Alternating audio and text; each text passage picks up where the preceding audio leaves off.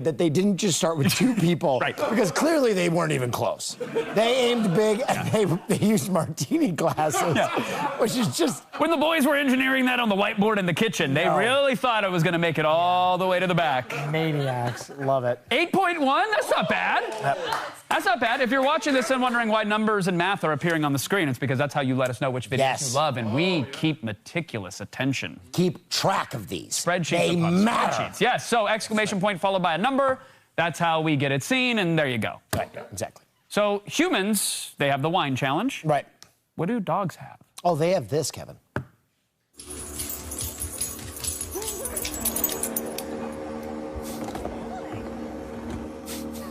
No. No. No. In the face! That's how pugs are made. Oh, man, that pit bull is training to host the next year's Oscars. Oh. No! Hey. He still hasn't left? No. Well, he's banned. Where else is he going to hang out? Yeah. I know. Too soon? Okay.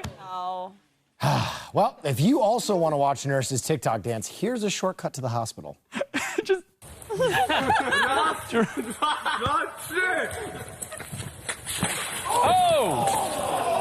What did they think was going to happen? The one guy caught on fire, too. Yeah, exactly. Insult to injury. We really shouldn't have positioned the fire pit so adjacent to our magic trick. That guy's still crawling somewhere. It's like that old Portuguese saying, you got to speak softly because you smashed a big stick into your larynx. That's right. In Soviet Russia, suicide forest kills you. That's right, yeah. Oh, It's a homicide forest. Yeah. no. 6.8? Come on! All right, this next one's gonna do better. I'm not to point to the bleachers here, but thanks, Fiona. Yep. You can never, and I mean this. Yeah? You can never have too much of a good thing. Really? Ever.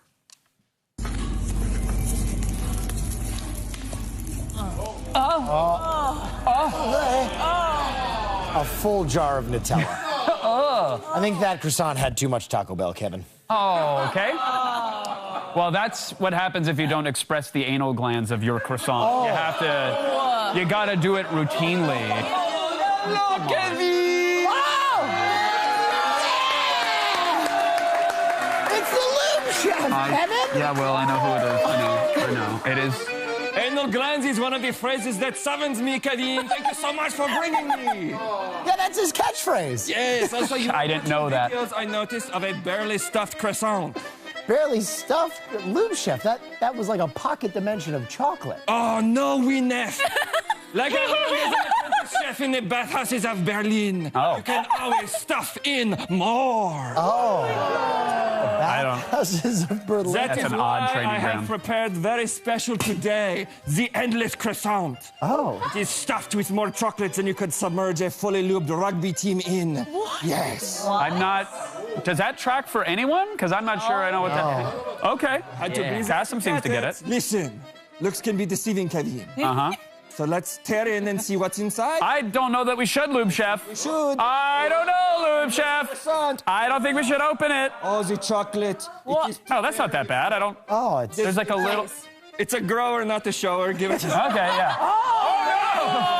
Oh, wow. That's starting to look worse, Lube Chef. There's lots of chocolate. Oh, God. It sounded like someone might have popped a champagne cork to celebrate. Yes, I use only the sickest water-based chocolates. They seep extremely slowly. Yes, I love it. Hey, question, Lube Chef. Do you think we should hang out much longer and see if that croissant's gonna flow again? Because it almost looks like it is. Oh, uh-oh. Actually, this is slightly more chocolate than I was anticipating, Kevin. Just before I make a big mess, I'll get out my wipes and... Oh, no. I forgot that I already used these to clean up the last... Oh, no. mess. Oh, no. Okay, no problem. I have the backup plan. Use my little... Oh, no. Oh, no, Lube Chef. Forgot that I stuffed this with chocolate as well.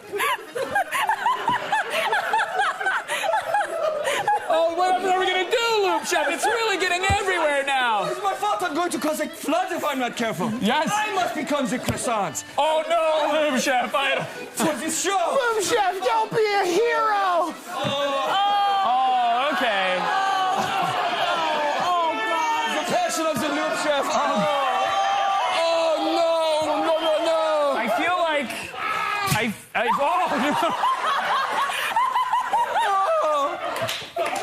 another tragic fate for me. I feel like this is exactly how you wanted this to go, Lube Chef, with all of you watching whatever this is. What are you talking about, Kevin? Lube Chef is a hero. Honestly, this is the proudest moment of my entire life. I bet it is. Lube Chef, everyone.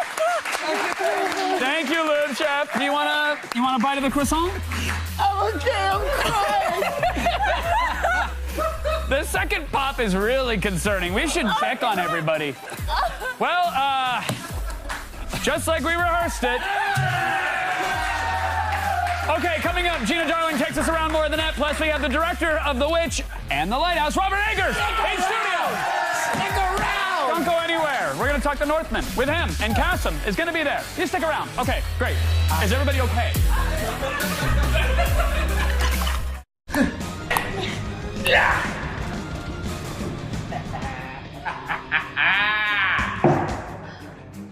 That's a 20? Let's just start over. I don't know.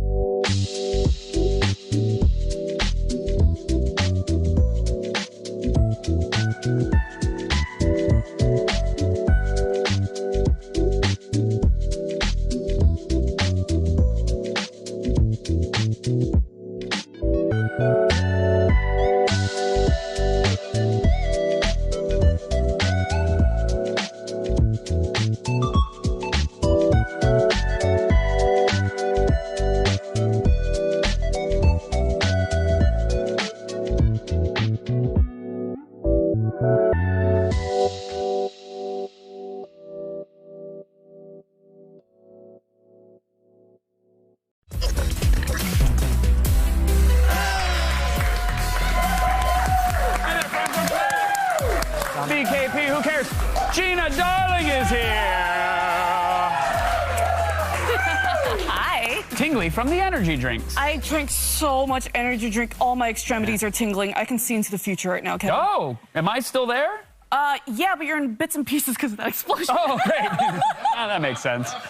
Exclamation point Q in chat, followed by any questions or comments. That's how we see them. And later on in the show, we're going to interact with them. Yeah. You can't have your interaction real time. That scares the audience. That would be so weird. We have to delay it. They would get so creeped out. Very Want creepy. us to talk to them. Hey, speaking of friggin' creepy.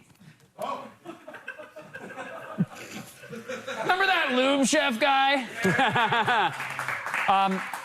Also, a reminder: keep your little peepers. Keep them ready because we're giving out a bunch of codes. Your eyes. Keep them peeled. There's gonna be free download codes happening through. I think someone got it. Yep. Okay, it's Tiny Tina's Wonderlands from the Epic Game Store. They're going to appear all throughout the show. I really want to get back to Aquarioke if we can. Oh my God, can we? Can we do that? Our very own Flawless Jay is standing by. What up, Kevin? How's it going? Oh, well, you know, there's been better days. I know, Kevin, I know. We're in it together, brother. All right, Flawless Jay, hit us with a video game song and we'll try to guess it. All right, here we go. Y'all ready? Yes. Here we go.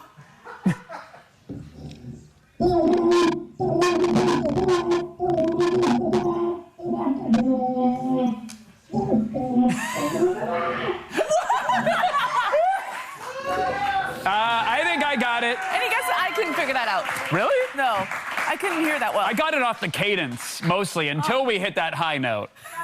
Sometimes you gotta scream it out, Kevin. A lot of people are guessing it in chat. Someone I said it wrong, but I think they have the right idea. Fee, do you want to guess it? It's on the tip of my tongue. I'm gonna say Zelda? That is correct. Please ban whoever guessed Star Wars. Good guess. You want to hit us with one more, Jay? One more. I'm ready. You guys ready? Yeah, let's do another round of Aquarioki. Oh, so you have to stay here. It gets more aggressive every time. Is that? I don't want to guess it because chat is now guessing now. I don't want to ruin it, but I think that was. Can I go to it? Yeah. Is that Final Fantasy? Yeah. Yeah? Okay. Gerard. Good job, guys. So good. Good job. Flawless Jay, everybody. Gerard, the completionist. Thank you, sir. I knew that, Gina, because I'm a big gamer and I never stop playing. Which one's your favorite? The Final Fantasies. The last one. The last? The final one. Oh. So fantastic. Gina, question, Yeah, sure. if I may. Yeah. How do you stay so positive? Oh, because I don't believe in condoms. Oh. Wait. Wait, I got that. That makes That's what she sense. Talk more about this. No, I meant just to Contraceptives are very good for you. clarify. I meant like your emotional well-being. You always seem like a very positive person. Yeah. Okay. Oh. This is the train on the tracks, friends. Whoops. I mean, yeah, it's easy. I just live, laugh, love.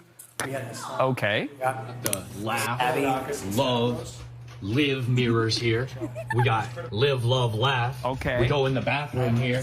We got live, laugh, love. Okay. We come out here to the rug. We got live, laugh, love. Sure. We go over here. We got live, laugh, love. We come over here. What do we have over here? We got life, live, love, laugh. Yeah, you gotta have life in there. Laugh, love. Okay. Live, laugh, love. Laugh, love, live, laugh, love. Live. We got live, laugh. Live, laugh, love, right? I feel like we, as a human race, need to get together and discuss what order it's supposed to go in, because that was 16 different orders. I think live, laugh, love. Right? I think that's it. That one, there were so many different ones. Oh, love. No, Kevin, it's love, laugh, live. Oh, okay. Okay, Kevin, come on. Okay, war is going to be started over this. Yeah. If we would, Yeah, no. Live, love, laugh. no. Laugh, live. No. Laugh, live, love. Wait, don't you have to be living to laugh and to love? But what You if don't you're live laughing? until you love. Someone in and you chat can't said love until live. you laugh. Laugh, love, live. Someone in chat said live, laugh, lube. Yeah. Oh. I like that. I like that a lot. That's fair. I think you should put lube before love and we're okay. Live. Lube. Right. Yeah. Well, Lube to love. Lube to love, yes. I like that. I like it. Lube, lube, lube. Laugh. There you go. Lube, lube, That's lube. fair. I'm down for that one. okay. Yeah. Someone start crocheting. Get on Etsy. Lube, lube, lube. Hey, Kevin. Yes. You love anime, don't you? Oh my God, with the cartoon. Yes. Yeah. Yep. Yeah. Oh, I love it with Zira and the arm and the Titans, and they're running and the future bikes. Yep. You ever wonder how they animate the running in an Attack on Titan? Not really, but I'm sure you're gonna show me. Yep.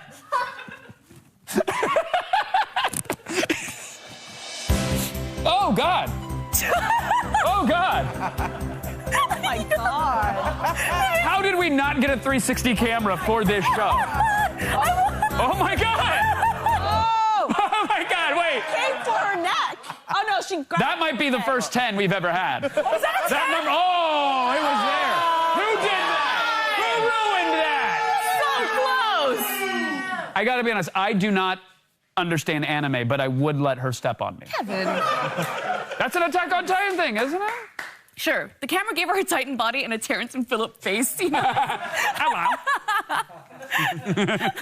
Now, Kevin. Yes? The key to misdirection is timing. Okay, now hold on. Now hold on. Try it again. Yeah. You want one more? One more time. Cassim wants one more. We gotta do it for our And that's a 9.9, you One sons more? of bitches. Nailed it. He nailed it. You know, he drops a bowling ball when he eats his pants. Oh my God. And he doesn't even leave the alley.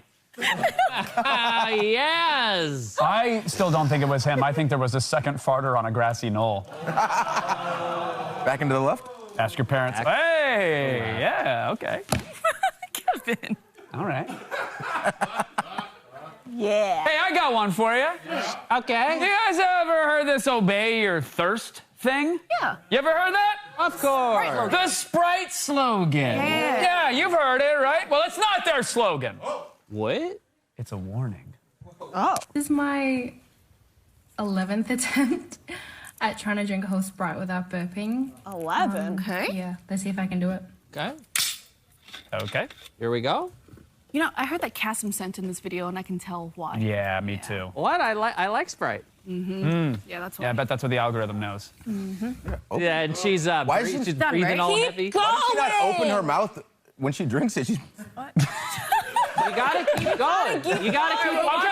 all right, fine. If you want to see the rest of it, let's go. tight mouth. Tight mouthing it down. Okay, she did it. Here we go. Is this it? It's coming. It's coming. She dry heaving? Yeah. It's Fine. Sprite. Fine. Are we done now? Drinking pasta.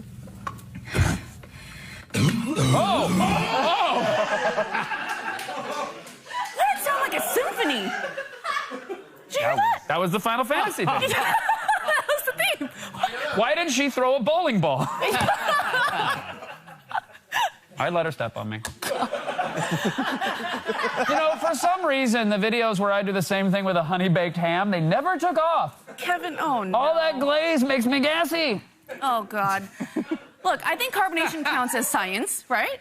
Oh, yeah, it does, sure. We here at Attack are scientists. We are science. She's not wrong, chat. We are scientists, so... Let's verify those results. It's time for some science. Science! Oh, we have an animation. Cool. Does this a science? Okay, well, how are we doing this, friends? Oh, Well, okay. Let's each grab one of these here.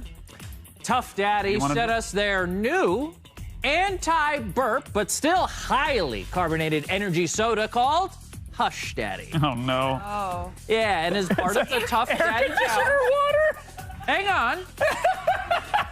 We're gonna do flavor the is Tough air Daddy conditioner challenge, water. okay?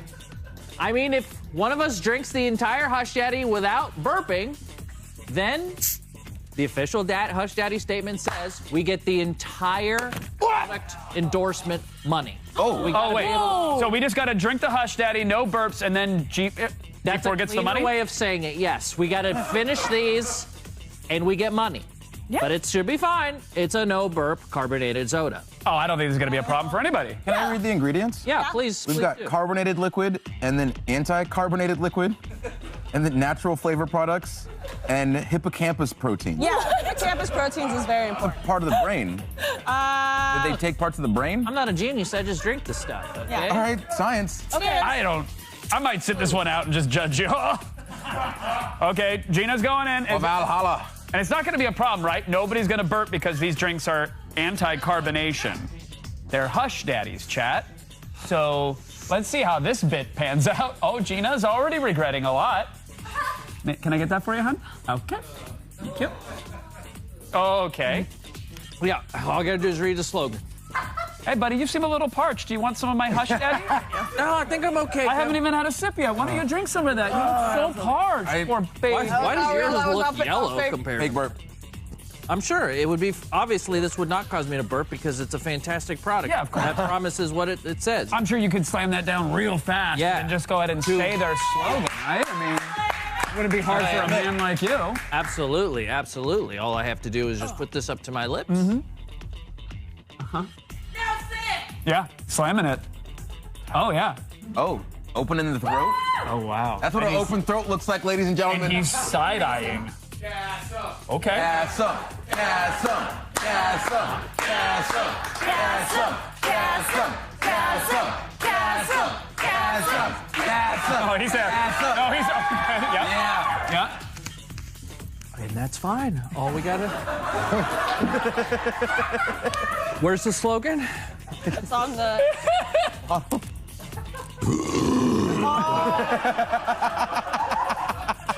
Oh, God. It just sits right there, doesn't it? Oh, don't. There's no way this is a good idea to continue. After the break, WWE star Xavier Woods, a.k.a. Oscar Creed, finishes taking us around the net. And later, we're going to talk to the Northman director, Robin Eggers, live in our studio. And I'll be shocked if he's still hanging around. We'll be right back. Pour this in the air.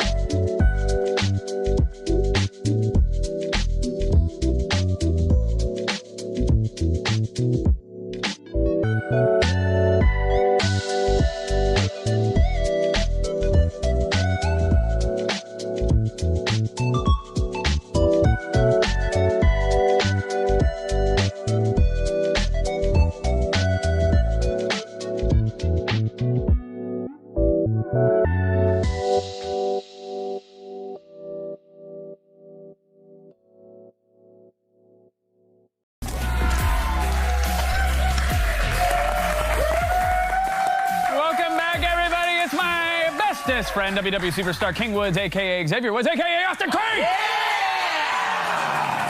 Come on. Show me how to hit a guy. What? What? Batman Forever. Oh, okay. Yeah. On a big Jim Carrey kick. Okay, sounds good. Hey, you know Flawless Jay. Yeah, love Flawless Jay. Did you know that man can sing into an aquarium filled with water and then the chat can guess what the song is? Have you heard this? Kevin, what? Do you want to see it? I would love to. Okay, Flawless Jay. Do me a favor, Jay. Yes, sir. You have an encyclopedic knowledge of the video games. You complete them all. Yes, sir. We have a certified gamer here. Yes, and sir. I believe some of the folks in chat play the video games as well. Yes, so sir. give us a tough one. A tough one? Yeah, challenge us. Go. Oh, man. Oh, boy. Or do the Mario theme again. Whatever you want. No. Okay. A tough one. Give me the. All right. Here we go. You want one or two? Give us one to start. We'll see how quick One to they start? get it. Okay. All right, here we go. You all ready? Yeah. Yeah. I know! Chemical Plant Zone? Chemical Plant Zone is correct.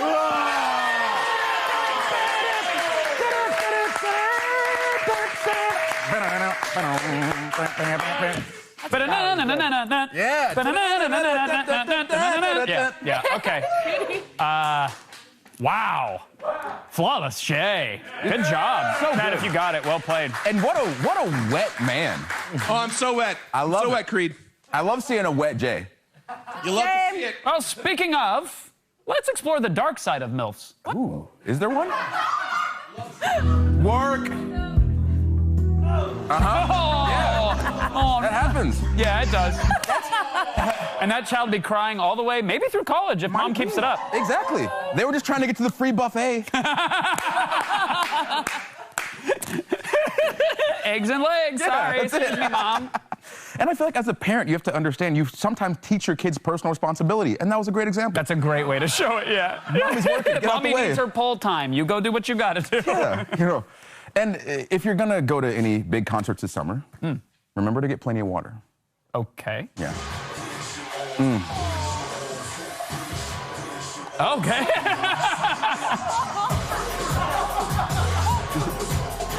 Oh no, help! Help! Help! Yeah. Were they trapped? Yeah, basically. I think the concert is just getting good when everything starts melting. What? What?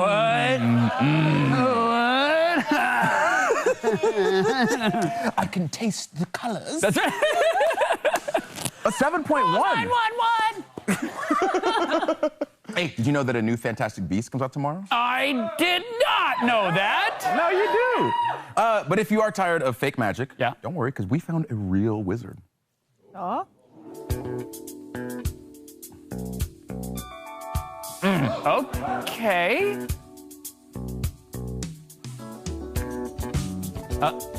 Okay. To do donuts? He did them. Whoa! He did them.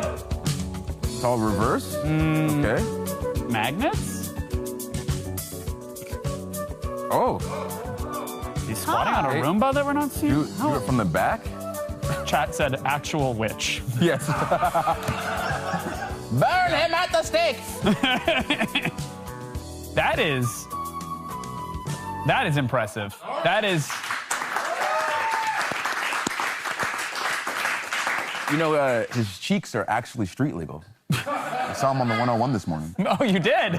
Okay. Well, it's easy to track where he's been driving because he does leave a streak everywhere. No, come on. Hold on. He likes croissant? What? What? No, what? No, I'm sorry. Hey, Anyways, what? guys, that wasn't real, obviously. Well, He's not a real wizard. See, we actually managed to figure out this trick. no, we didn't do any actual research. There's no way. Oh. Yep, for 5 whole minutes, this little brain rattled in there. Oh. And we're tired of this fit, shirtless, sexy, Very. beautiful, hopefully True. single man doing a fun thing. It's time to ruin it by letting the world know how it's done. Oh, okay. No one can solve the mystery of how this guy pulls off his phantom car butt slide trick, but we managed to recreate the effect here at G4. And here's how we did it. The most obvious way to pull off the butt slide is with a small roller attached to the pants of the performer.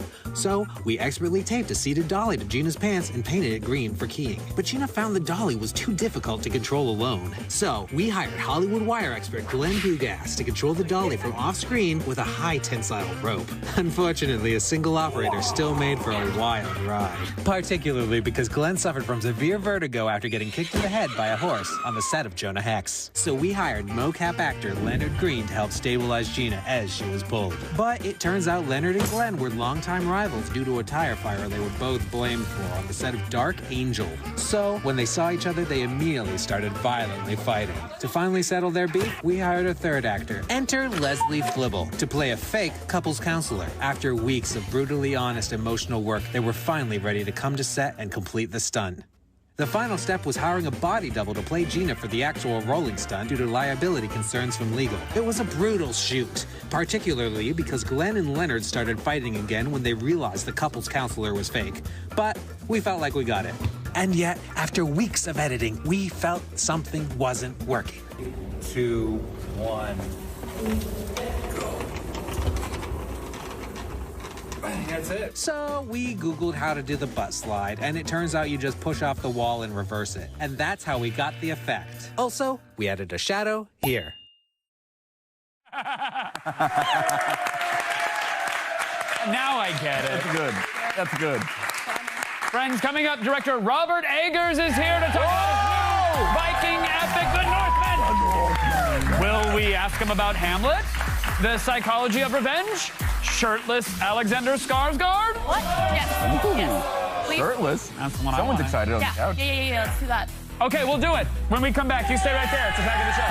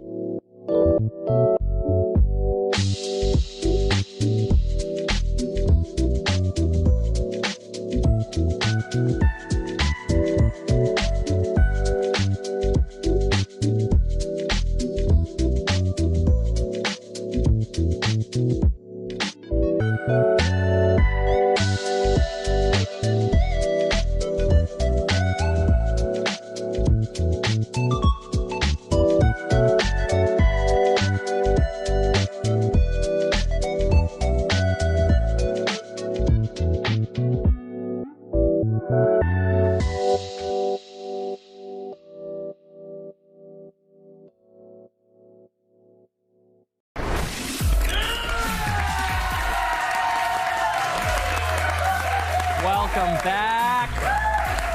I'm excited. Our guest today is the filmmaker behind some of our favorite modern indies like The Witch and The Lighthouse. His new movie, The Viking Revenge Tale, The Northman, hits theaters on April 22nd. Let's take a look.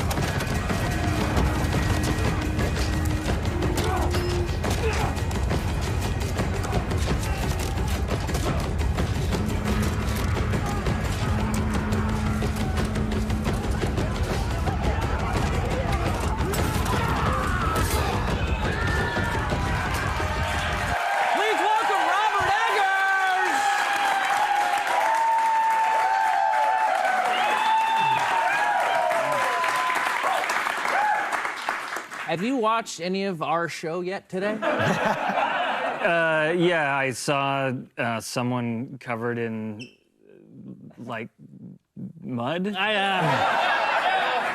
We told you to keep him in the dark. We're so thrilled. A young woman burping? Yeah, who was that? Not me. Look, we're so thrilled to have you, Grace, our tiny little show. We both saw your movie, me and Will. Not just because you're here. It honestly was a fantastic film. I think we have a couple questions to ask you about it. I know our time is limited. We maybe have some chat questions. But right off the bat, you mentioned you really weren't into or knew a lot about Viking mythology going into making this movie. How did you, did you have to learn it? Did you consult with someone? How did you end up making an entire movie, an epic movie that is, largely based in Viking mythology? Yeah, I mean, well, by the time I was making the movie, I knew a lot about it. Sure. But it was something, I was a kid who got, beat up for wearing costumes to school. I was a sensitive kid. And, macho shit didn't interest me. And then, as an adult, the, right-wing Nazi misappropriation of Viking culture made it so that I was particularly not interested in Vikings. Interesting. But when I visited Iceland, the landscapes were so inspiring. I picked up, the Icelandic sagas, which are Viking stories, and then I got into it. And then a couple of years later, I had lunch with Alexander Skarsgård, and we decided to make a Viking movie together because that's something he's wanted to do since he was a kid. And so anyway, I was working with the finest Viking historians and archaeologists in the field, and we made what I can submit as a fact to be the most historically accurate Viking movie that's ever been made. Okay, yeah, I just thought you were going to say you read a book. Or oh, that's fine. I was going to say, including the Valkyrie wearing braces, correct? Yes, the Valkyrie does not wear braces. They've found a lot of Viking skulls that have horizontal grooves carved in their teeth that they think that they might have filled with an enamel or pigment, and we thought it looked cool, and so we gave it to the Valkyrie. Yeah. That's incredible. Now, it's interesting that you said that macho shit didn't interest you because, when I think of your filmography, I've seen all your movies, I do not think of 80s Schwarzenegger. But you mentioned in a previous interview that Conan was one of the inspirations for this film. I'm a big Schwarzenegger guy. Tell me about it. Yeah. That's certainly a macho exception. Right. I loved Conan as a little kid. I watched it so many times. There are a handful of deliberate nods to Conan in this film. Wheel of Pain and the Rowing. Bingo. And then there's a handful of, or more than a handful of accidental nods because I just watched it so many times when I was a kid. So as much as, I'm inspired by Japanese and Soviet art house historical epics, there's a good deal of Conan in this movie. What do you think Tarkovsky would think of Conan? I think he would hate it, and he would hate my movie too. Okay. There was a scene in this movie that I needed therapy about. And I don't want to spoil it, but it includes Nicole Kidman, who I think is like just one of the best things that we have going. Obviously, you make great movies, and actors are attracted to being in your movies. How did this cast come together? Because honestly, everyone on screen was magnetic and fantastic. Well, thank you. I mean, honestly, though, some people don't want to work with me. I mean, I've had who? What's his or her name? I've had very famous actors say, I think it's going to be a bit too much for me. Thank you. Well, at least they're nice about it, and they said thank you. Sure, yeah, but we can out them. But Nicole, I mean, obviously she had a good relationship with Alex from Big Little Lies. Yeah. But I was nervous to meet with her because it is Nicole Kidman. Yeah. But I flew to Nashville, and I think she sensed after 90 seconds that I might be like a little bit nervous, and she said, "Don't worry, I'm doing the movie." Oh, great. She was like, the script has teeth. Yeah. That's what she said. Oh, fantastic. Had she known about your work before? Yeah, she was a big fan of The Lighthouse. Oh, The Lighthouse. So good. So different, I feel like when people call you an auteur director, does that make you feel weird, or do you agree with it? Yeah. Why? Well, I feel like I'm, a wannabe. I've only made 3 movies. Yeah. 3 very fantastic movies. But I'm still learning my craft. Right. Okay. Thank God. Yeah. No, you can't. Spoken like an auteur. That's exactly what an auteur would say. It's interesting he mentioned your previous films. One question I want to ask you. Both The Witch and The Lighthouse feel so contained, claustrophobic. I mean, literally, the frame in The Lighthouse feels claustrophobic. But this is such a different film. This is an epic. How does it feel? And why did you go from these more contained projects to something as grand as The Northman? Well, I wanted to tell a story for a broad audience for the first time. And so that means like a simpler narrative. Well, I mean, The Lighthouse arguably doesn't have a narrative, So I had to have a story that was like a myth that everyone knows. This is based on this Nordic folktale that a certain guy named William Shakespeare read and inspired Hamlet. So by having something that's the Hamlet or the Lion King, like everybody knows this. So then I can share with audiences interesting stuff about Viking mythology and ritual culture that you might not be able to do on a film this size. So that's what that story enabled me to do. Yeah, we're showing a little bit of it here. How jacked did Alex Skarsgård have to get for this, or was he pre-jacked?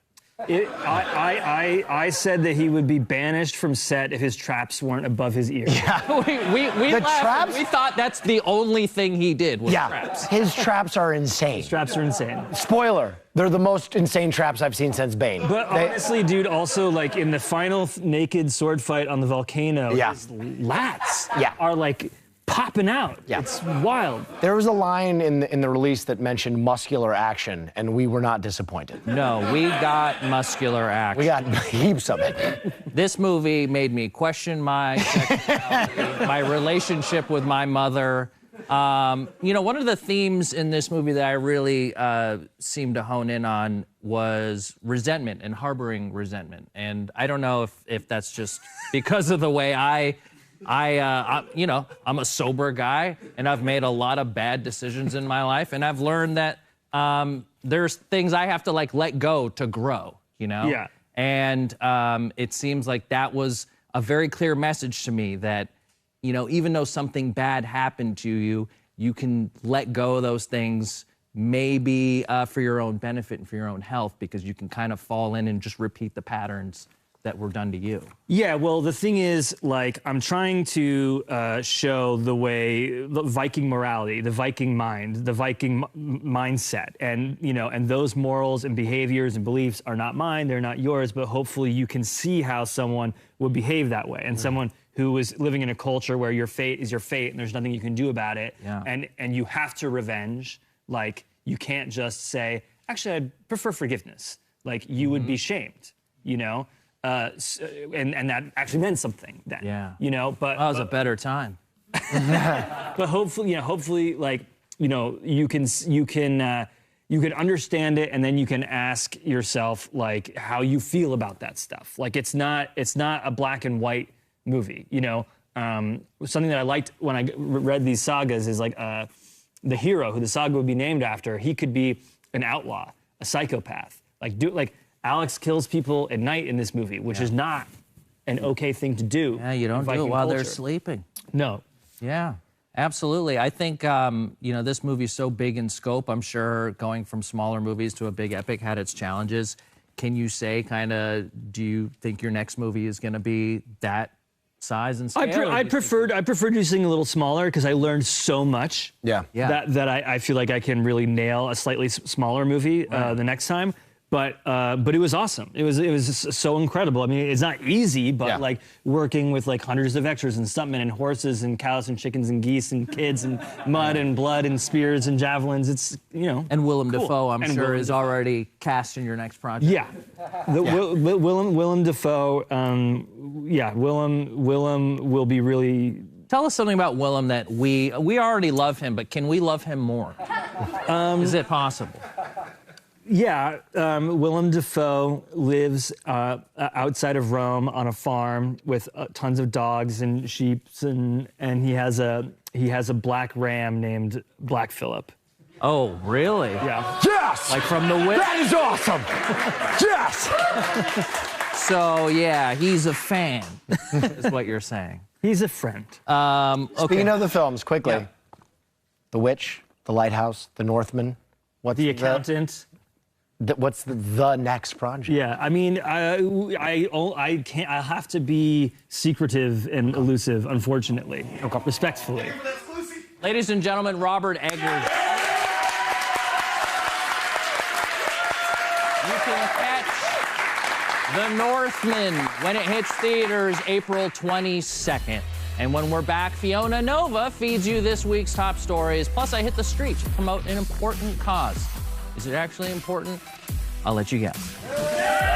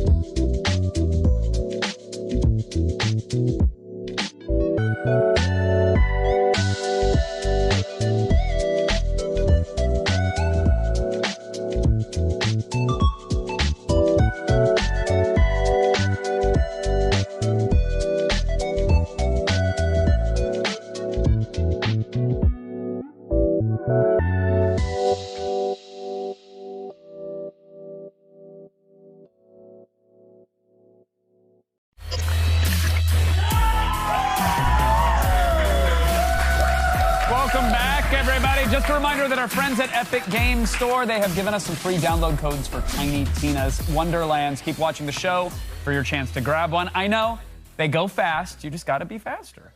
I also know that our audience is hungry for knowledge. So with that said, I guess it's time to let Fiona Nova stuff some news into your brain mouth. That's great. Thanks, Kevin. I'm Fiona Nova, and it's time to start the feed. All the news you need to know. The feed. 14th, and here are your top stories of the week. Guys, how much does it cost to get full mod privileges on Twitter? Just $43 billion. Nothing. At least that's what Elon Musk offered to buy Twitter outright. Yeah. Conveniently on the heels of news that Twitter bots were used to spam positive takes on both Tesla and himself, the God Emperor of Doge wants to buy 100% of Twitter for $54 a share. Just a cool, simple $43 billion. Yeah. Musk says Twitter needs to be privatized because it can't thrive in its current form. He just wants Twitter to be single and thriving. And by that, I mean under singular ownership and fully private. Yeah. Musk went to say so far as to say that the only thing he can unlock Sorry, I'm still thinking about Robert Eggers. Elon Musk, he's weird. He's scaring me. Yeah, he's a scary guy. He's a cool wacky He's dude. It's terrifying. Keep going, Fiona. Musk went so far as to say that only he can unlock Twitter's extraordinary potential. It'll be like Dragon Ball Z if going Super Saiyan was a crypto-based subscription model. Like any good supervillain, he's given the world an ultimatum, writing, "My offer is my best and final offer, and if it is not accepted, I would need to reconsider my position as a shareholder." Ooh. He went on to say, "Let me buy Twitter, or I'll buy SNL and host it every week." Oh gosh. In a statement, Twitter said it will carefully review the proposal to determine the course of action for the company and all Twitter stockholders. In other words, if Musk throws in another billion or two, get ready for those blue check marks to become NFTs of Shiba Inu's smoking spliffs. Okay. Anyways, guys, great news for all of you die-hard Pokemon Go fans. Pokemon's developer, Niantic, just announced a new non-Pokemon augmented reality mobile game. This time, it borrows from the nostalgic 90s favorite, Tamagotchi. In the new game called Peridot, you'll be given a unique pet to raise from baby to adult. Typical tasks include feeding your pet, taking it on walks, and searching for treats in the real world, all while your real dog sits next to you on the couch and stares mournfully at its leash. Don't ignore your dog, please. Wait, but hold on. Are we gonna feel responsible for a string of pet deaths like in Tamagotchi? Because there's a lot of nano puppy blood on my hands. Yeah. Good news, in Peridot, I know. In Peridot, there is no deaths. Yeah. Look at my works, mortal hamsters, and despair. The cats over at Niantic promise the creatures will never die. Instead, we try to reward people for coming back and playing with their creatures more often. Teaching kids that if you don't care regularly for a pet, someone will release microtransactions that make going to the vet fun again. Will this game be as interactive as Pokemon Go? There won't be raids or gym battles, but you will be able to breed your pets to create new types of computer-generated creatures. The goal is to keep breeding until you acquire every rare type of Peridot possible. That's cool. It's like if Hinge kept score via eugenics. While Niantic hasn't given a release date yet, you can sign up to beta test for their soft launch. So head on over to playperidot.com to register. And speaking of cute furry animals, just cute little ones, Sonic 2 did pretty good at the box office this past weekend, pulling down about $70 million. And while most fans were on board for the Hedgehog's latest outing, not everyone was happy with this interpretation. So joining us now to break it down. Hell no, we won't go. Hell no, we won't go. What are you? That's enough. I was just gonna do it twice. Yeah, what are you here for? What's happening? I'm boycotting the new Sonic the Hedgehog movie. As a member of Poos, which is the people for the preservation of original Sonic, they've completely changed Sonic's design because Hollywood said he needed to be sexier. And that's not okay. You don't like sexy, it seems. He's too sexy. Okay. Yeah, so I hit the streets to talk to the hoi polloi about their thoughts about Hollywood's beauty standards in our animated movies. Take a look. Sonic was like a real thing, would people want to have sex with Sonic? Probably, right? Anything that talks, moves, has legs, people want to have sex with. Yeah. Right? I agree. Do not see Sonic the Hedgehog. The message Hollywood is sending us is change for views. Look hot for the camera. Not me, sir. Sorry. Get you guys a signature for a petition. Change Sonic back to his original form. Did you know Sonic was supposed to look like this in the movie? Really? And they changed it to They this? changed to him. Yeah, like you're a cartoon. Which one do you like more? I like that one. He got it cute. What if I told you that this one is the original design and Hollywood changed it? Oh, because they wanted to make it more like sexy? They wanted to make a sexier Sonic. Oh, because they're probably trying to sexualize everything. They probably want little kids to think about Sonic as not just a character, but a character they can even possibly jack off to, possibly. The preservation of original Sonic. You want Sonic to be like this, or you want Sonic to be like this cute one? The little nose. That's right. Which Sonic do you like more? I like that one. This one right here? Yep. This one right here? No, that one. Okay, no, I like that. I think she meant to say this one. You guys ever been bullied online? Oh, yeah. Cyberbullying. You have? Oh, yeah. That's essentially what we did to Sonic. You heard of the uncanny valley? Yeah, I have. That's that to me. That's what you're getting with this? Come sign the petition, be a part of a good cause. You're trying to turn it back into the monstrosity? Correct. I will not.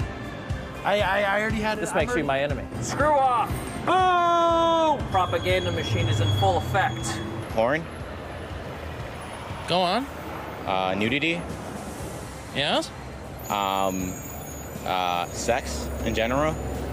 I love everything you're saying. Sonic the Hedgehog is too sexy. Let's preserve Sonic's original form. We can't convince you to have Sonic reverted back, but can we get you to sign off on this being our new Tails? Oh, for sure. 100%. You're good with that? Yeah. Great. This is Knuckles in the game.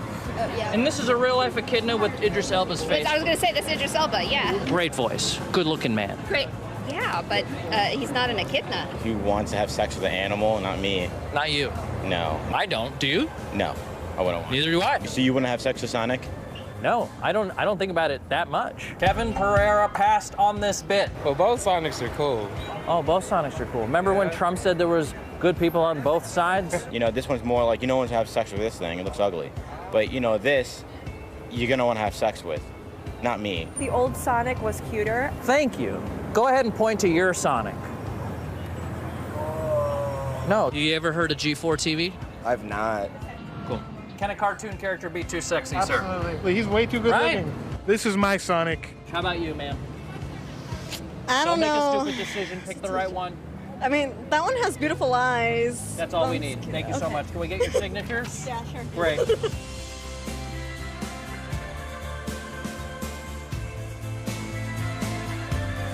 And you're okay if we send you some materials about Scientology? Scientology. This is not our Sonic. Powerful. This is not my Sonic. I did. Does that feel good? It felt really good. Go as many, yeah. Bloody hell. I mean, it's fine. It's just we also have to clean it up too. So do your part. Sonic is beautiful. Sonic. I'm positive. Body positive. Hollywood, your beauty standards don't cut it anymore. There we go. Feels good, right? Feels really good. I'm gonna go do that for your girlfriend. I shaved my balls for this. What do they want? Offer you $1 million? Would you have sex with Sonic? Yeah, I mean, really? I wouldn't. Maybe if I put the costume on my girlfriend or something. Maybe I put it on you, that costume over you, and put a costume over my girlfriend. Which one would you rather have sex with? Probably you. Thank you.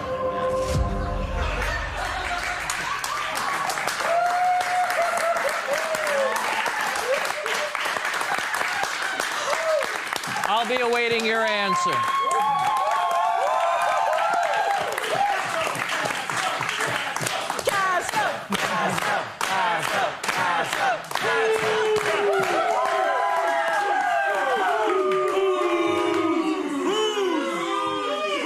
I hope we were able to change some minds and hearts out there.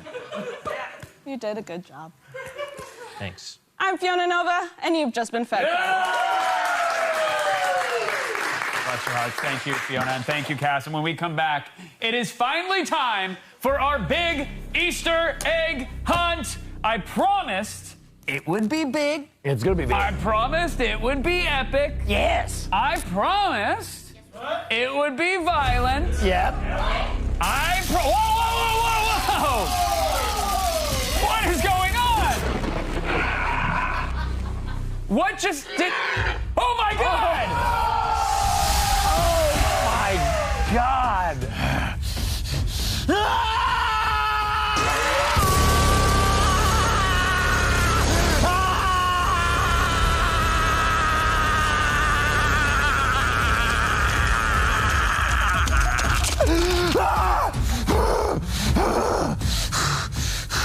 Creed, you son of a bitch.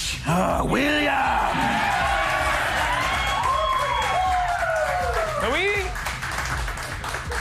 Can we just pause for a second? What the hell is going on? That, Kevin, is an extraterrestrial.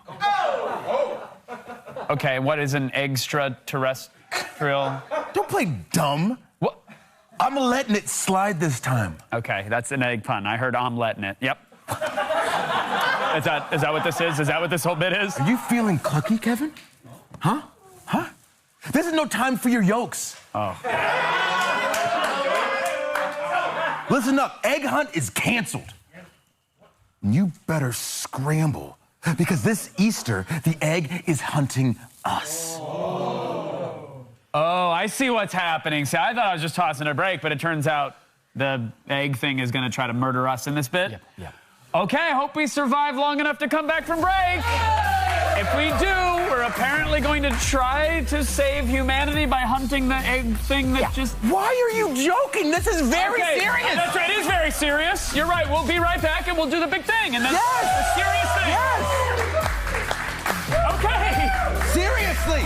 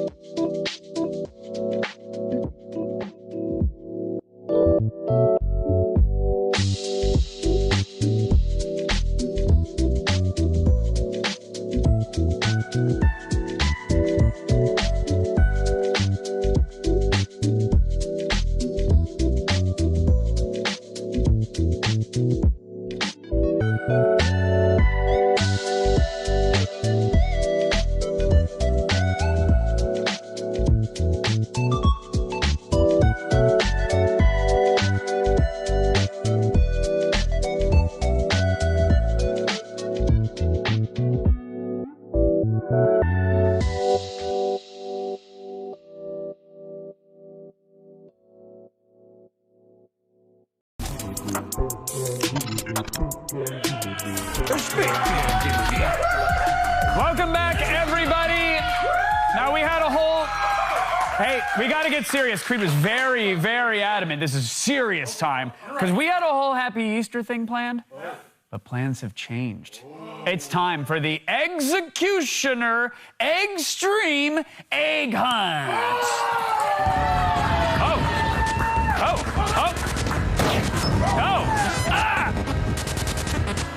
Okay, that was dirty. Was that cyberpunk? Yes. Our innocent little Easter egg hunt has turned into a life or death game of survival. WWE superstar Xavier Woods, aka Austin Creed, has informed us that he has faced this extraterrestrial before, known as the Executioner. And the Executioner is here to conquer our planet by launching its invasion in the one place that no one is watching, G4. There's like 3 people left in our studio, I can tell you. And maybe 3 at home. Boy, it's rough. Our hosts are currently hiding in our office right now where they're attempting to avoid the roaming Executioner. There he is. He is violent and moves very slowly. To survive, they must grab the correctly colored safety eggs from the baskets at the terminals, which I will be activating. And unfortunately, there are not enough eggs at each station for everyone to survive, meaning one host each and every round will be violently eliminated. Now, the host that manages to survive the hunt and kill the Executioner will win the game and a fabulous no budget for the prize. They will win pride. Chat, who do you think's gonna survive? Say somebody's name. And now that we've set it all up, let's check in with our hosts. I'm gonna give the folks at home some context. I'm gonna pull up the map of the office. Maybe we can see it. There it is. And when Will just said he's at the vending machines, which is the yellow egg area right there, we've got an Ottoman section. Who knew? The Attack of the Show table, the old walkway, the void. It's all there. And according to my data, I believe the first eggs that everyone will need to get to are the green eggs. Make your way there carefully. There's not enough eggs for everybody to survive. Okay, Will Neff is on the move. Creed, talk to me. Gina. I see Gina. Okay, Executioner is roaming the desk right now. It looks like Gina made it to the eggs. Gina, you safe? Got Nick. Okay, we gotta hide. Oh, shit. Oh, no, Will Neff! Oh, no, Will Neff! Oh, no! Did Will get shot? No! Not like that. No. Oh, no, is Neff down? Neff is down! Oh, no, Will Neff!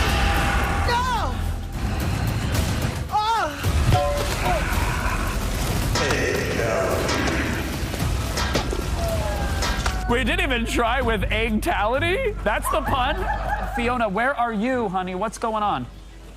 I'm hidden in a dark spot. Ooh, Ava from Long Beach. Okay. Okay, you gotta get off Hinge. Fifi, no.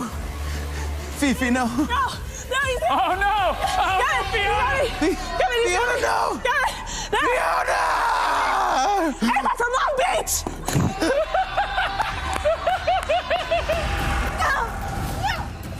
No, I don't want it. No.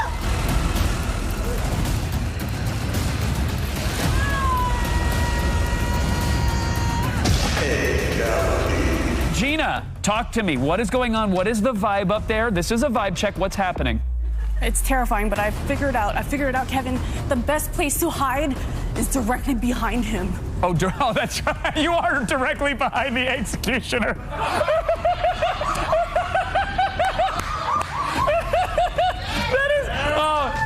She is just straight up behind him right now. What a dump. You know what? Kick him in the dumper and run. Go ahead, Gina. He does have a dumpy. Yeah, it's a pretty thick dumpy if you want to go. Oh, no, get out of there! Get out of there, Gina! Run! All right, I'm switching to Cassim. Cassim, talk to me. Give me the play-by-play on the front lines. You've got 2 eggs. How are you feeling? Kevin, I hate seeing good people get taken down by a giant egg, but I think I'm safe. I'm hiding behind the snack cabinet. Okay, and what about Fiona's Hinge matches? It's one of the saddest things I've ever heard. I can't believe that this show is getting in the way of Fiona's love life. And I will remember her and all the beautiful moments we shared together. But that was very touching. Right now, I've got to look out for me. That's it. Yeah, you do you. Number 1 is roaming, and he is in your general area. I'm going to check in with Creed. Talk to me, Creed. It looks like you witnessed Fiona's death there. You did nothing to help her. She was a lost cause. There's no reason for both of us to go down. You said she was long gone? She was being dragged in real time. When you're in the airport or in the airplane and it starts going down, whose mask do you put on first, Kevin? Well, I think yours, but then you're supposed to try to help the other person, which he's running! Gina, he's running! Oh, no, the Eggman's on you, Creed! Go! He's running! Stop! Gerard, do you have eyes on Creed? Oh. Gerard, are you okay? What's happening? Gerard is... Kevin, I figured something out. Why is he looking at me? Wait, Gerard, talk to me. What? He can't use stairs, Kevin. Gerard, you're out of bounds. You're supposed to be upstairs. You don't understand. I'm not. I'm on the fringe. I'm hiding on the stair, waiting. All right, I'll tell you what. Let's go back to the map because I'm going to let our friends know. Gerard is on the stairs. Creed is running with a dummy head. The executioner is taking shots. Oh, my God. But he missed. He missed. And the next safety basket of eggs is about to hatch, my friends, and the color is yellow. That's in the walkway.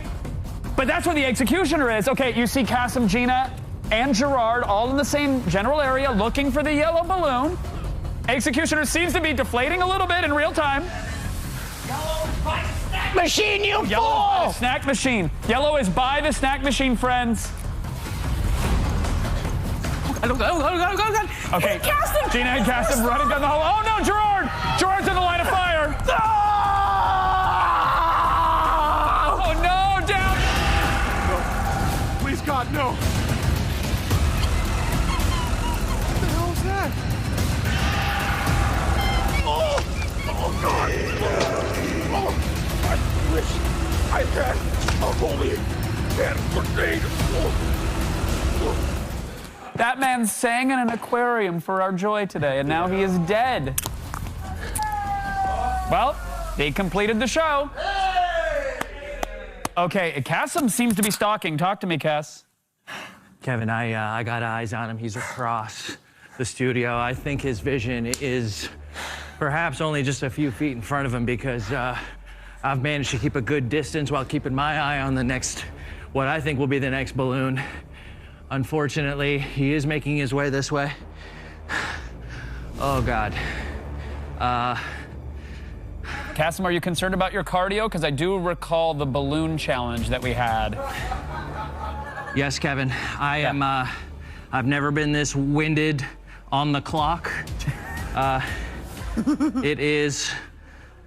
It is not a feeling I am comfortable with, Kevin. And neither are we. We can really hear the heavy, proper. labored breathing, Kasim. Please. No, I'm putting try it to on. get it I'm together. acting, Kevin. Okay, friends. I have a Peloton. We are going to take a quick break. When we come back, we have 3 hosts remaining in the studio. You guys just stay hidden. Don't die. We're going to find out who can take down the executioner when we come back.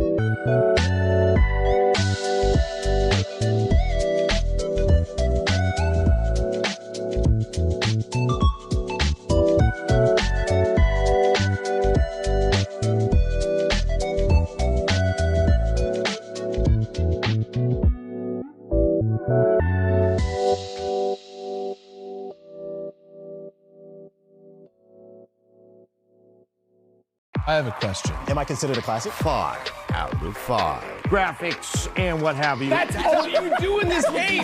Oh.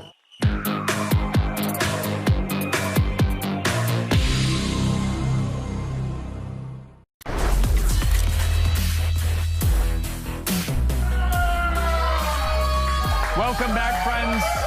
I know we are cheering, but it is a tense time here in the studio because the egg hunters have become the egg hunted. And the remaining G4 hosts are unfortunately Earth's only hope right now in Executioner Extreme Egg Hunt Part 2.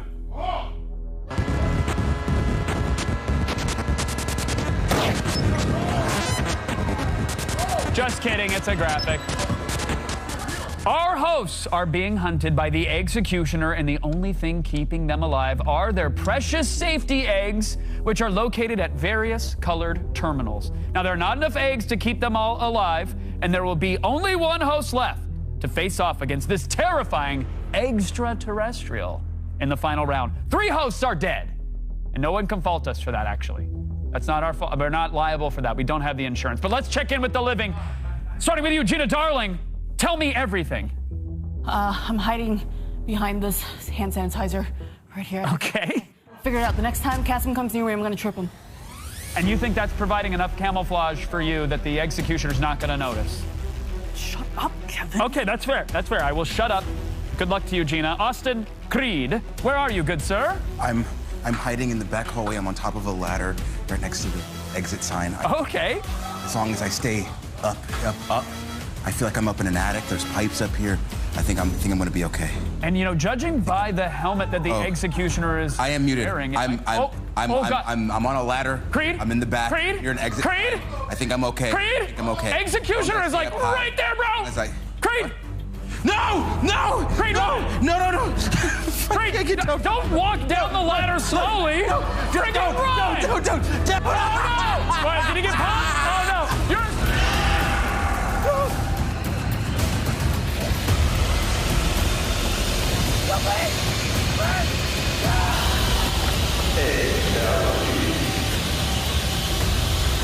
All right, so now it's just down to, I know, not like this, but it has to be now. So now we're gonna check in with Cassim. What just happened, buddy? Cassim, talk to me. Oh my God, Kevin. Oh, the Executioner is above Creed now. I can confirm. Do we want to? Okay, he's just checking his handiwork. Okay, it's official. Sorry, chat. Creed is dead. Oh, did he just what? That's not even a host. Oh, he's just on a murderous rampage now. Okay, and I got breaking news, friends. It looks like the new batch of safety eggs have been released, and they are, in fact, the orange eggs. I got it. Head to the walkway, friends. Wait, avoid we don't have to the run. Booth, avoid There's the 2. AOTS table. It's just down to Cassim and Gina. They're both there. They got 2 eggs. Okay. Kevin. Which means the final basket of eggs are the blue eggs, and there's only gonna be 1 egg. Who's gonna get to the AOTS table first?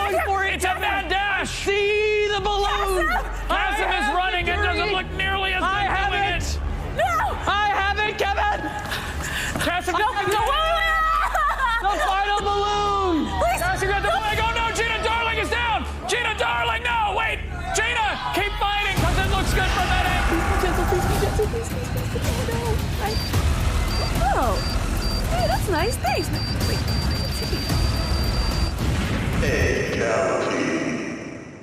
No, we got to cut to poor Gina Darling's camera. You could see the Executioner is, it's still kind of over. Oh no, Executioner's gone now.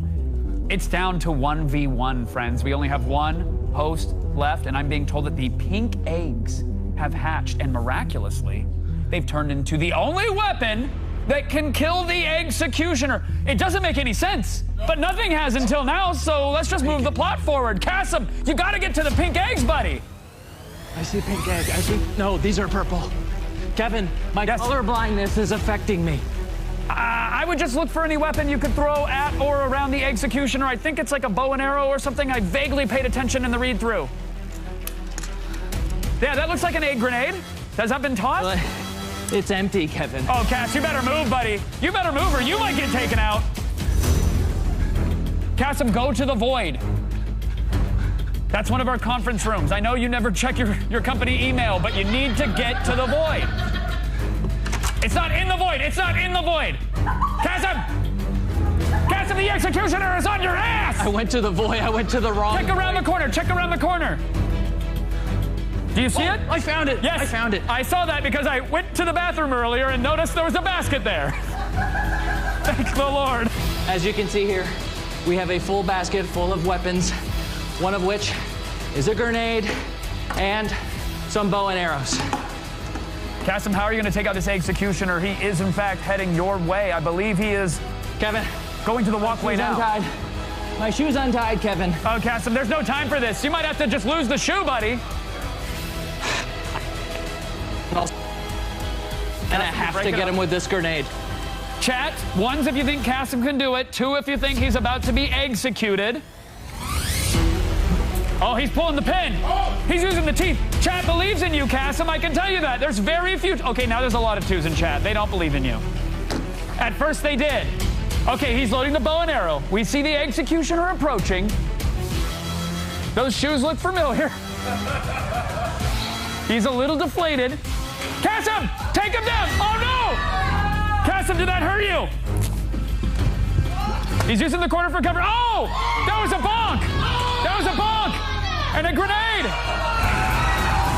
That's what happens when you Easter Spectator.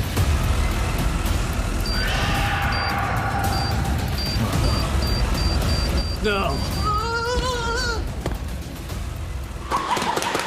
Eat Nerf! Is that the... I'm not done, Kevin! Is that the coolest runaway and leap you can do, Cass? Were we pressed for time? I thought that looked pretty cool, Kev. Okay, and it did. And guess what, Cassim? You just saved the studio, the show, all of chat, and it turns out planet flippin' Earth. Cassim G is our savior! Well, that's our show. Make sure you follow us on all the socials. Seriously, we friggin' need it. That's not a joke. We really need it. Hit us up on our Discord. Check out our G4 TV Reddit. You can go to shop.g4tv.com for all the merch. There's a decanter set, which I think is sold out. We sold it out? Oh, we made 2. It always sells. What else is on the site? Oh, shirt stuff. Shirts, some merch. Bongo cat. And we would love to see you guys rocking it when you come and visit us at PAX. We're going to PAX next week. I got a thing, but yeah. Oh, Great. The preservation of original Sonic poos. Don't forget poo. Keep it. Shout out to the Poozy chat. All my poozies in chat. Some poozies. Poos-thusiasts. Hold on, wait, what? All right, don't forget to send us mail. Because we do open it. Someone sent us, I don't want to, whatever. We'll get to it. You'll see it. Is that it? Are we done? Did we do the thing? We did the show, Kevin. Vibe check on Tuesday. Okay, great. We'll see you then. And On 3, everyone. 1, 2, 3.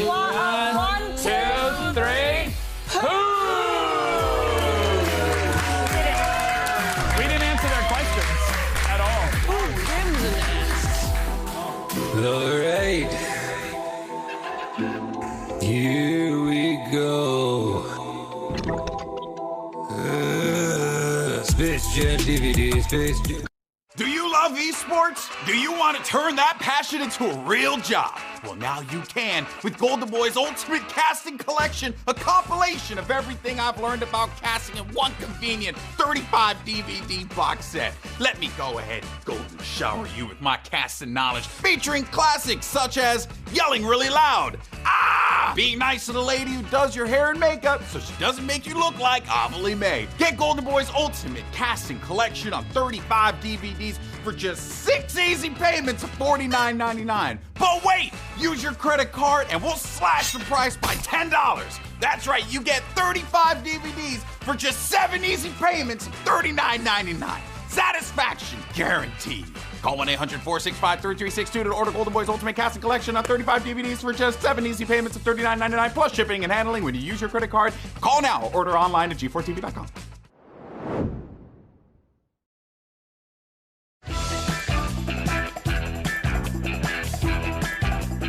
Today on X-Play, we spend an entire episode looking back at the GoldenEye game for the N64. It's been 25 years, and we still can't believe a licensed movie game sold more copies than Ocarina of Time.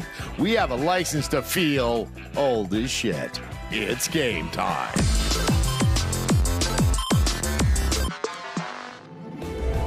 Hello and welcome to X-Play. You know, this year marks a very important anniversary. Oh my gosh.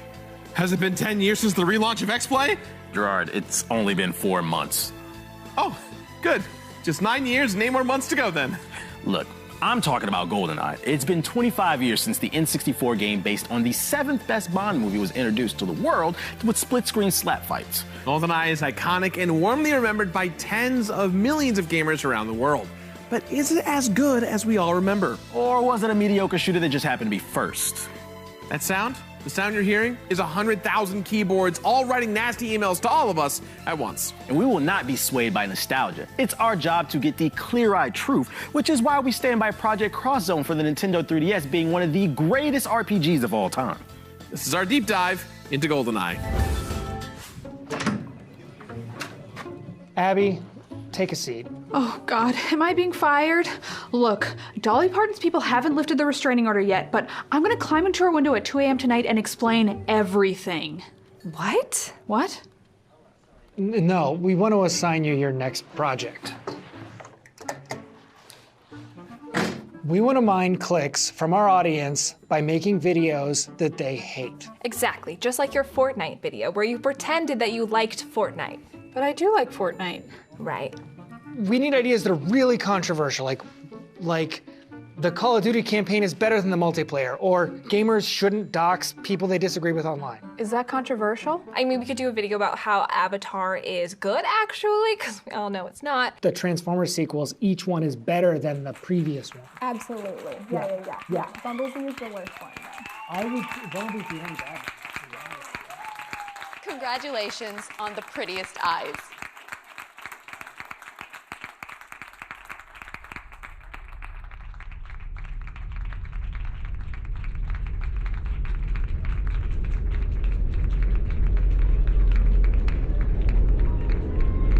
Things like, are dinosaurs overrated? Right, exactly, yeah. I have an idea.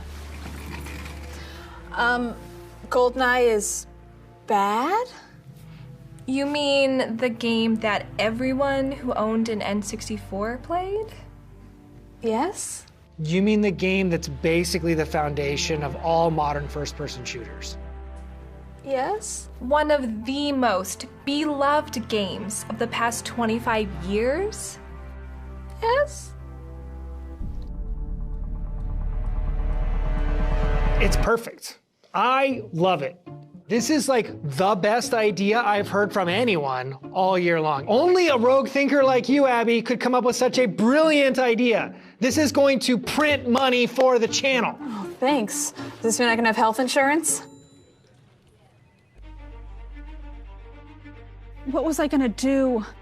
All of the goodwill I accrued in my many years of being a woman in the gaming industry was about to go down the drain. But this is my job. I have no choice but to let the world know that GoldenEye is bad, actually.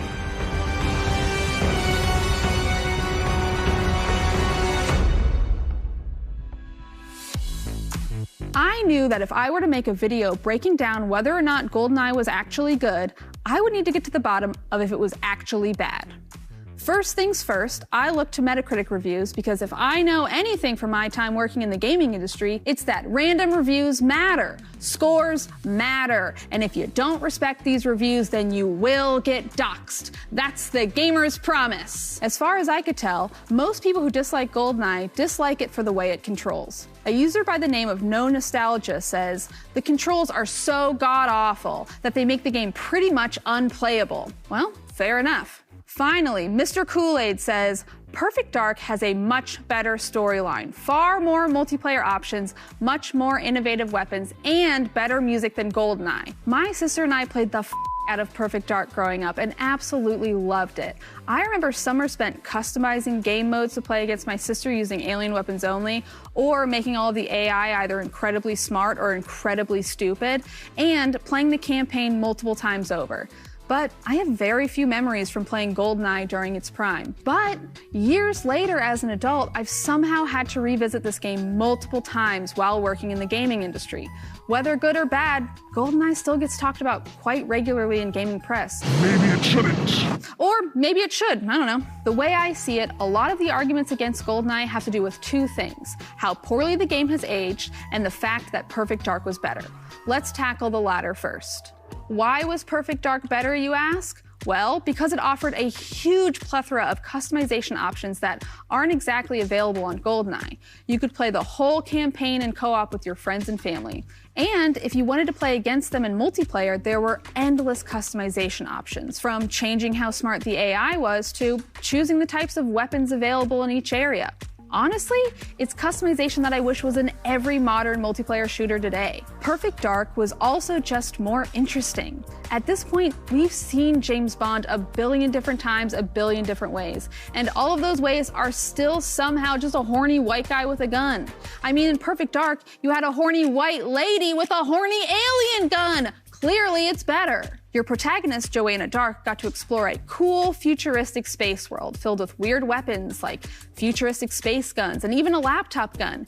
Yeah, I'm talking about a gun that's sort of in the shape of a laptop. As cool as these innovative guns were, the best part of them was that every weapon had a secondary mode.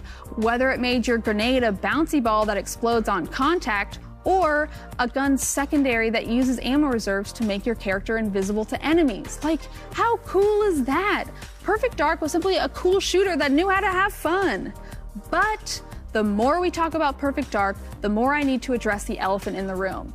Perfect Dark is the spiritual successor to GoldenEye. Without GoldenEye, Perfect Dark probably wouldn't exist. To say that GoldenEye is bad because Perfect Dark is good is like saying that the Olsen twins are bad because Elizabeth Olsen is good.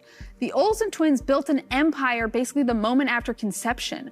Do you really think that Liz would be showing up in Marvel movies if Mary-Kate and Ashley hadn't had a preteen clothing line at the Limited 2? Hell no! Now, as far as the controls on the other hand, the Metacritic reviewers are right.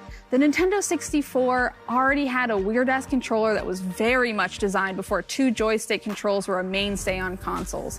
In GoldenEye, you have one joystick to basically strafe around, and then you can use the bumpers for more precision aiming.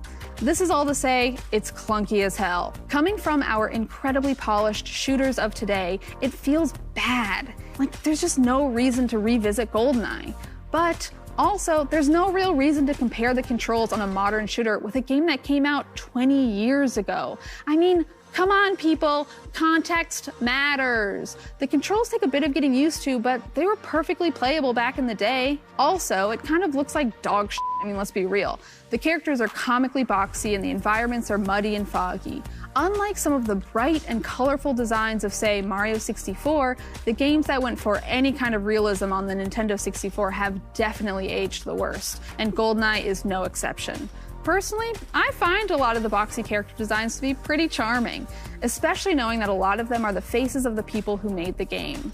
I think that's the main thing with GoldenEye that makes it so impactful for people still today. It was clear that the developers really put a lot of love into the game at every level. GoldenEye was developed by a small team of people, many of whom had never made a game on a professional level before in their lives. A lot of them were hired more for their passion for James Bond than their expertise in gaming. And I think that's a lot of what made GoldenEye feel innovative at the time. They were inspired by the open, non-linear Super Mario 64 and wanted to bring that creative approach to a first-person shooter. And they did. You could approach levels multiple different ways, which was pretty unusual at the time for shooters. You could try and be stealthy using a silenced pistol to destroy alarms and cameras, or you could snipe enemies one by one, planning out your route for each level. Or you could just go loud and be the least smooth James Bond out there. It was cool. And when you shot someone, they reacted to where you shot them. So if you shot them in the arm, they grab their arm. If you shot them in the leg, they grab their leg. And if you shoot them in the nuts, it's just really funny. Let's roll some clips of people getting hit in the ball sack.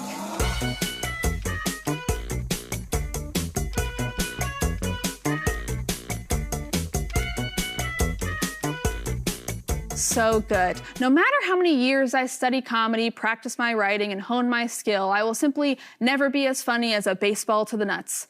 It's one of life's terrible truths, yes, but it's also one of life's greatest pleasures, so can I be mad at it? No. Anywho, GoldenEye may not have been the first modern first-person shooter, but it was one of the first to be released on a major console. Quake, Doom, and Wolfenstein had all been available on a PC, but they weren't the most accessible, especially in the mid-90s when it wasn't uncommon for households to have no computer or internet at all. Suddenly, a huge audience of people who wouldn't normally have access to these kinds of games were able to play an FPS. And they were able to play it with up to 3 of their friends on their couch. I feel like a lot of purists look down their nose at accessibility, but it counts for a lot. Personally, I think a game that is easy to play and acquire absolutely makes it a better game.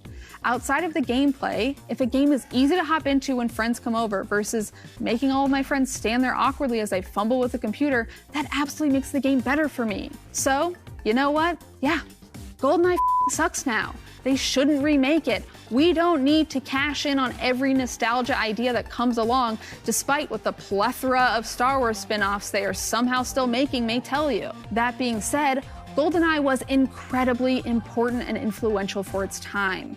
Yes, people have rose-colored glasses for the game, but is that such a bad thing? Is it bad to have fond memories of our youth?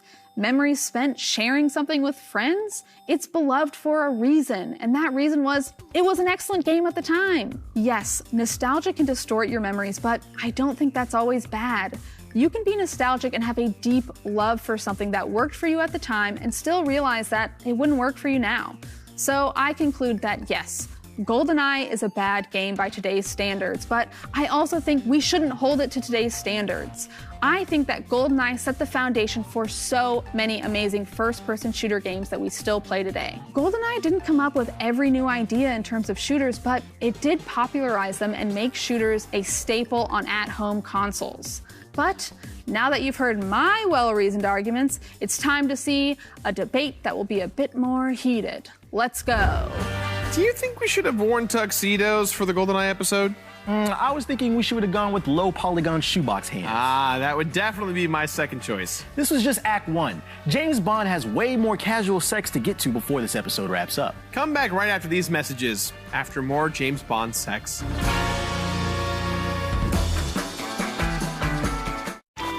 Hello, adventurer! I couldn't believe my eyes when I saw you from afar. Would you rather have eternal happiness for the rest of your life or die?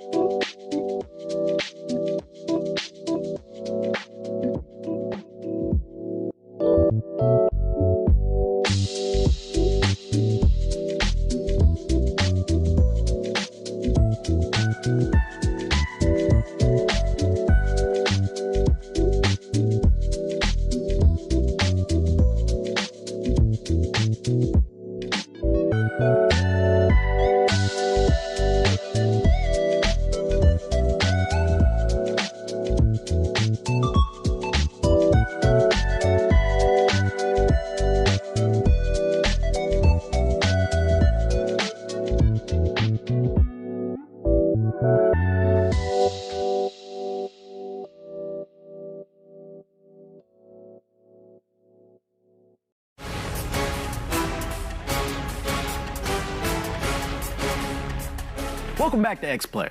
It's been 25 years, and we're still talking about GoldenEye. Which is not surprising. GoldenEye is the highest-selling game for the Nintendo 64 that doesn't feature Mario. And it's a game based on a movie, which is just as mind-blowing. But that's what happens when you're an OG. Enjoy part 2 of our look back at GoldenEye. Michael Leffler, Gerard the Completionist, thank you both for being here. Absolutely. Happy to be here to talk about one of the greatest games of all time. Yeah, we'll see. It's a serious debate for serious people. My name is Abby Russell, and I'm moderating it. So how this debate is going to work is we have a pro GoldenEye. You think it's a good game, and you're here to tell us why. Correct. And then we have a anti-GoldenEye. It's a bad game, and you're here to tell us why. That's the side I picked? Yes. Okay. Hold on, Leffler. Stare at the camera and say what she just said. I am going to say why GoldenEye is bad. Great. Come back to me. GoldenEye is one of the greatest games of all time. Thank you, Internet. Okay. Just wanted to make sure we established that baseline going into this. All right. You know who to yell at now. Yes. Pick your sides. But before we can get started in this debate, we need to know the stakes. Am I right, fellas? Yes. You can't have a debate without a prize. And now, Gerard, if you win, we have 3 copies of the original Nintendo 64 GoldenEye. Okay. And a poster of the movie that is in the mail, but we do have it. Okay. And if you win, they will be put among the set forever. Will you sign it for me? Absolutely. I love that. Leffler. Yeah. So I've catered these to our debaters' interests. And this will be very revealing for your interest here. All right. So if you win, what will get put around the set is a poster from the movie Avatar. And then also an action figure of a character of the movie Avatar. I think his name is Noah. To be honest, I don't really know because I've never seen the movie and I never will. And then we also have a signed DVD copy of Avatar by James Cameron. Really, we couldn't afford the signature, so our intern / PA, Jefferson, did an excellent job of forging it. If you need fakes, you know who to talk to. So, now you know what you win. But do you know what happens if you lose? No. Okay, I'll tell you. This here Oh no. is a bucket of gravy. Oh, that's not gravy. That's not gravy. Smells as bad as it looks. Let me It's- tell you, viewers at home. It's like coagulating and creating new beings in itself. It is shockingly bubbly and it smells like soup. Ugh. So this is to say, if you lose, your items are not going to be returned to the store. They are not going to be donated to a museum for useless Avatar shit. They are going to be dunked into a bucket of gravy here on set today. Stakes are high. Very high. Okay, are we ready to get started? Yes. Before we do, let me explain the rules. Okay. Okay? Rules. There are rules. It's a debate. This is serious. All right, okay. Okay? You guys could be elected president after this. Of course there are rules. You will each have 1 minute to give your opening statements. 1 minute each. And then you will have another minute just for yourself. No one will interrupt. You will speak uninterrupted. I may have a fun sidebar here and there because I have the authority to do that. But you will each have 1 minute to then respond to the other's opening remarks. And then lastly, you will have 1 shared minute among you where you can speak to each other. This is the time where you could say whatever you want. You could be nice, you could be mean. I don't really care. If you want to make this awkward after we're done shooting it, that's up to you. I love a good spicy office culture, you know what I mean? Okay. Yeah, and then we'll decide the winners. Sound good? Does it make sense? Yes, chef. Okay. Before we get started, we need to figure out who goes first. So we're going to flip this GoldenEye cartridge. Gerard, heads or tails? Heads. All right, you got heads. Do you want to go first or do you want to go second? I will let Leffler go first. Okay. And do we have a minute on the clock? We do. We do. So I'll let you know when the minute's done. Great. For the debate, I'm being told to get out of frame. So, yeah, I guess I'll see you guys later. Have fun talking. Go! Did that start? Did the minute start? It started. Oh my God. Okay, well, I have notes. Oh, he has notes. Okay, so I want to say first off, I respect GoldenEye. GoldenEye is a venerated title. It is worthy of praise and remembrance, and the games we have today stand on the shoulders of giants. That being said, each level had an unlockable cheat if you beat the levels in the campaign under a certain amount of time. I heard a rumor, this is many years ago, that if you beat if you unlocked all the cheats, Sean Connery would appear as a playable character. I spent hours and hours and hours of my life unlocking the shortest time. It was like 1 minute and 25 seconds to beat a freaking level. I did it. Sean Connery did not appear. That is a negative. That's a ding. That rumor was not true. Clearly on the character menu, there's a spot for him. He does not appear. Okay, next point. The community experience. Community experience was fantastic. I will say this. This is one of the first couch combat experiences.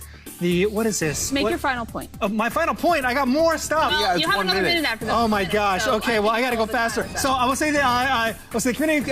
It was great. But I will say, if when you go to the Central Florida Fair, I can have a great time. But that fair outside of Orlando is terrible. The rides are not safe. It is a bad experience. Okay, that is your final point. Thank you. But I still had fun. Doesn't mean the fair is great. Is there a GoldenEye is the fair amusement park? GoldenEye is the Central Florida Fair in that example. Oh, it's a metaphor. It's a metaphor. Okay. I'm full of them. I guess I understand. Okay, Gerard, it's your turn. We've seen how short 1 minute truly is. Sure. So get ready to talk fast. Ready? Are we ready? A minute on the clock, yes? We got it. I'm gonna leave. Goodbye. Guys, you just watched this great video by Abby Russell. She poured her blood, sweat, and tears into this entire production about how to toe the line between the conversation of praising a game and critiquing a game that was made many, many years ago. There are some true facts that come out of this whole thing, and some can address what Leffler has to feel. The most important thing is that GoldenEye 007 is one of the most top-performing games on the N64. In fact, it almost made more money than the entire production of the film itself. Licensed game outperforms the film. Incredible feat. Revolutionary for its combat multiplayer, for its incredible story, and for not incredible story, I would say, but the linearity and the development of objectives within stages. And the multiplayer is so customizable that people kept playing this game for hours and hours. In a day where we're all spoiled by this community aspect, that's the true nature of what it was like to play with your friends at home. I have one final note. Okay, well, your minute's up, so you'll save it for the next one. Great. What is there left to say at this point about the original split-screen first-person shooter? More than you think, actually, and the stakes are incredibly high. Up next, we debate whether or not GoldenEye is actually good or if it's actually bad. Also, Gerard will turn his sexual magnetism up to 11. Oh, I don't need to turn it up. It's already at an 11. We'll see you all right after the break. I think it's getting a little hot in here. Yeah.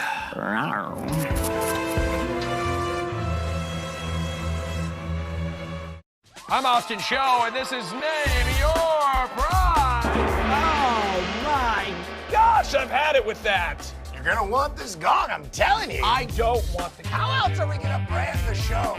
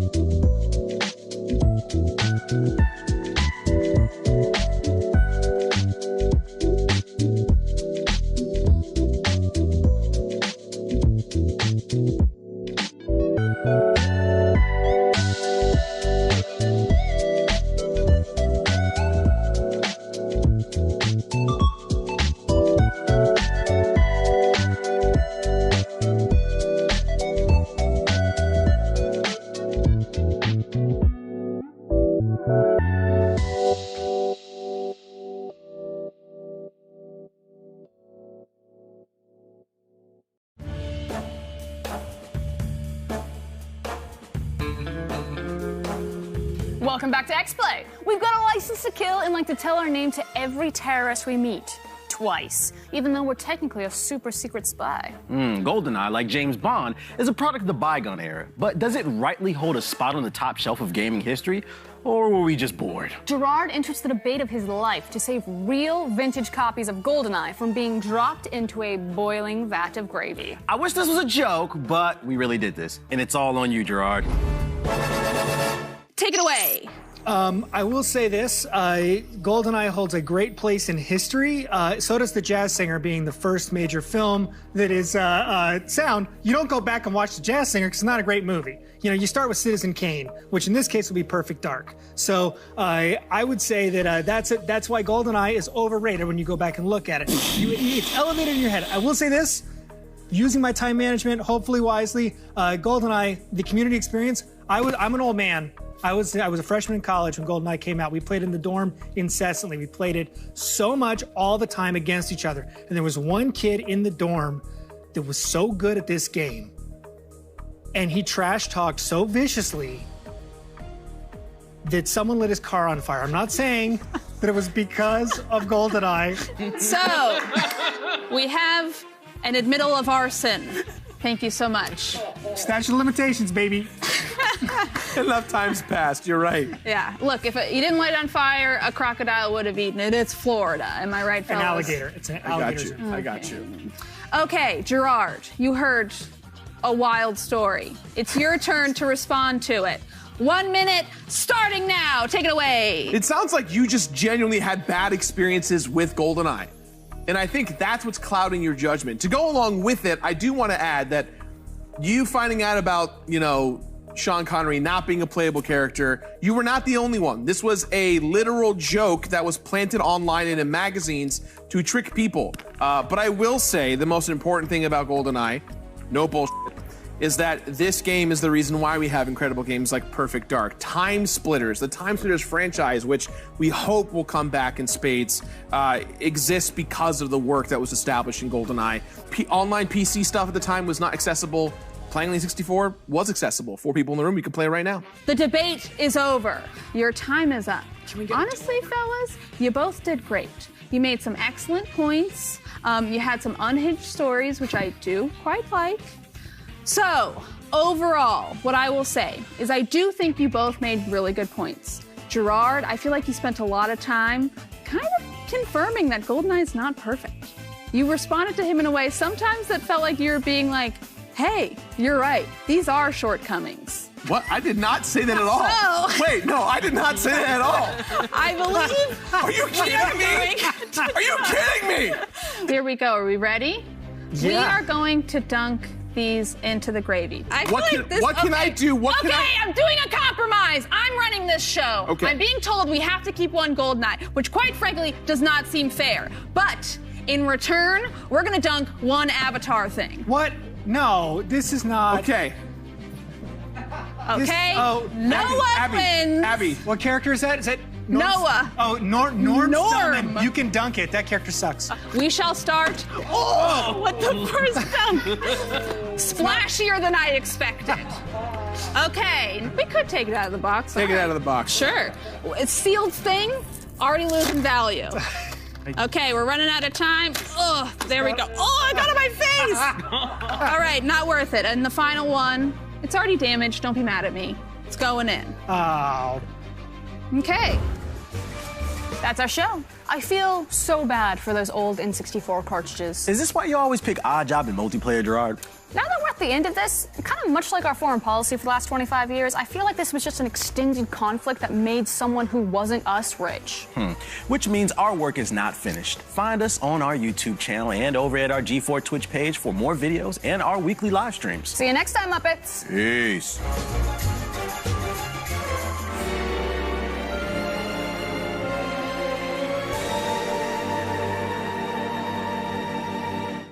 What makes a moment epic? Well, intensity, surprises, jet ski crashes. Yeah, but more than anything, a moment becomes epic once it's edited into a clip show, which is what this is. It's time for, now that's what I call epic G4 moments!